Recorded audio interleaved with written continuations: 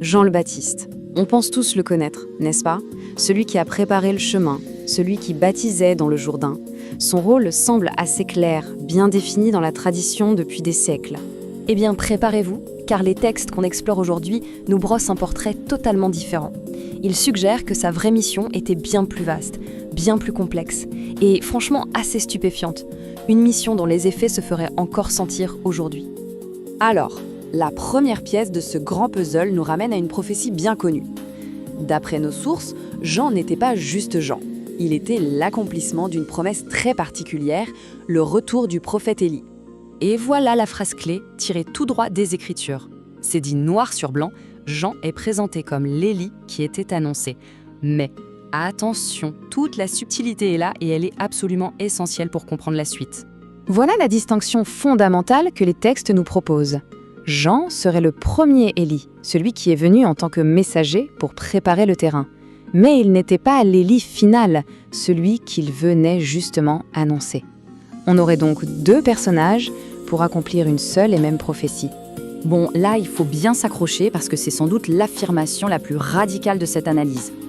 Les sources ne disent pas seulement que Jean était un prophète, elles disent qu'il était l'architecte, l'auteur de tout le Nouveau Testament.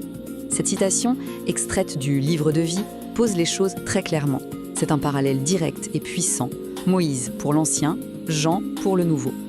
Le Nouveau Testament ne serait donc plus un assemblage de témoignages, mais l'œuvre d'un seul esprit, avec un objectif bien précis en tête.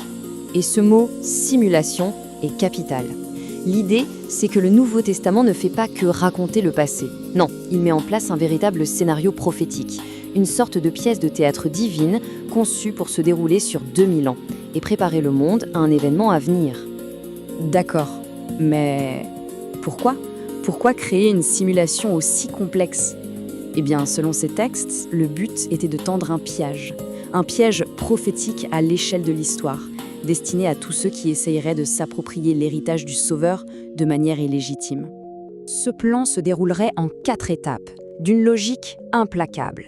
Premièrement, Jean écrit le scénario.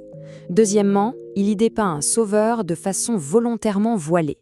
Troisièmement, il laisse le champ libre aux usurpateurs pendant des siècles. Et enfin, quatrièmement, il permet au véritable héritier, le jour de son arrivée, de les démasquer en accomplissant le scénario à la perfection. C'est une stratégie à très, très longtemps. Et les sources ne sont pas vagues du tout sur l'identité de ces imposteurs. Le piège aurait été conçu spécifiquement pour une entité que le texte appelle l'infâme secte romaine, qui aurait utilisé le Nouveau Testament pour construire son pouvoir temporel.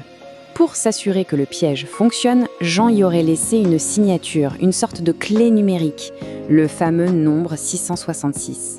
Ce nombre, qui serait calculé à partir du titre latin Vicarius Filii Dei, est présenté comme la preuve irréfutable, la signature de l'auteur pour identifier l'imposteur 2 millénaires plus tard. Mais au-delà des chiffres, Jean aurait aussi parsemé son œuvre d'indices symboliques. Et ça commence par un détail qu'on a tous en tête, son propre vêtement. Chaque détail compte, vous allez voir. Son manteau en poil de chameau, ce ne serait pas juste un détail pour faire couleur locale. Non, c'est interprété comme un sceau, un vêtement témoin. Il porte la vérité pour pouvoir, le moment venu, dénoncer ceux qui se cachent sous un autre manteau, celui de la fausse piété, pour tromper le monde. D'ailleurs, cette idée est renforcée par une citation de l'Ancien Testament reprise dans les sources. Elle lie directement le manteau de poil à la tromperie. En portant ce vêtement, Jean se positionnait donc, dès le départ, comme le témoin à charge contre les futurs imposteurs. On aborde maintenant la dernière couche de ce mystère. Si Jean a écrit tout le Nouveau Testament comme un scénario, on peut se demander, mais à qui s'adressait-il vraiment ? La réponse change radicalement notre vision des 4 évangiles. L'idée est simple, mais vertigineuse. Les évangiles ne seraient pas des récits historiques destinés au public. Ce seraient en fait 4 lettres. 4 lettres personnelles, codées, adressées à travers les âges à un seul destinataire, le Fils de l'homme qui doit venir à la fin des temps. Et la fonction de ces lettres est tout aussi incroyable. Elle servirait de miroir. Le prophète final, en les lisant, y verrait sa propre vie se dérouler, il pourrait se reconnaître et par là même prendre conscience de son identité et de la mission pour laquelle Jean avait tout orchestré. C'est un véritable outil de révélation personnelle. Alors, quel est le but de tout ça ? Ce plan magistral, ce piège, ces messages codés, tout ça doit bien mener quelque part. Eh bien, le point final de ce plan nous fait sortir de l'histoire humaine pour nous emmener à une échelle cosmique. C'est peut-être le plus surprenant. La finalité de toute la mission secrète de Jean serait de préparer le monde à l'illumination de la planète Neptune. Cet événement astronomique qui la transformerait en nouvelle étoile serait la validation de toute la prophétie et marquerait le début d'une nouvelle ère. Toute l'histoire biblique serait ainsi connectée à notre avenir spatial. Ça laisse rêveur.